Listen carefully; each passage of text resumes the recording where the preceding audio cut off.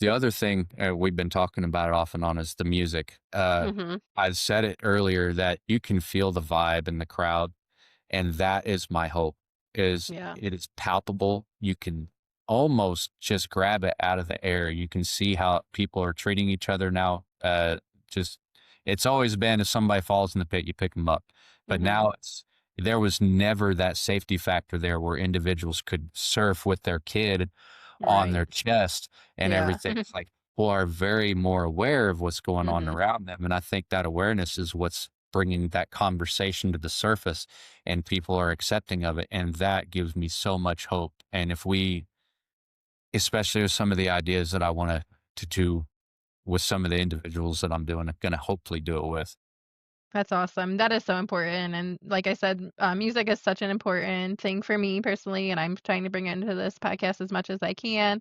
Do fun concert episodes, and I did one recently with a person I went to elementary school with, and we both go to incarceration and everything as well. And it went to that subject, and I'm so glad that it did. Like as we get older, I think concerts become, like we said, more therapy. And as you said, things are changing. You can feel it. Like you said, you can feel it in the air. There's something electrifying in the air.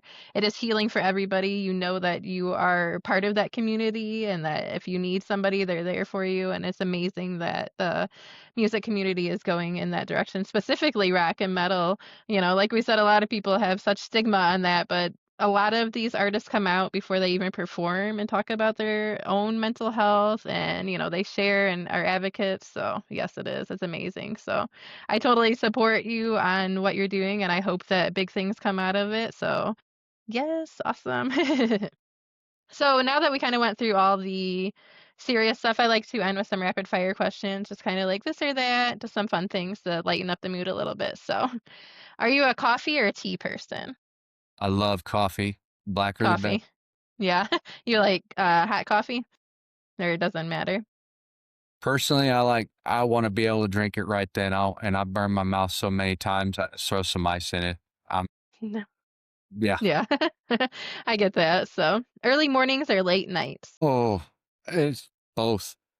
Yeah. I like getting up early in the mornings because I always feel like I'm getting so much done, but I am not a morning person. I need a half a pot to a pot of coffee just to uncross my eyes that early. Right. And then it's been the night owl, so I'm Yeah. more productive at night sometimes. So it's Yeah. just depends. I get it. I'm a little bit of both too. I with my job and everything, I have to get up and I like working out and stuff in the morning, but I do like staying up late too. And there's just something about nighttime is quiet and I like, going outside and all those things at night especially. So a small habit that supports your mental health. So I get a little bit back on mental health, but something that helps support your mental health.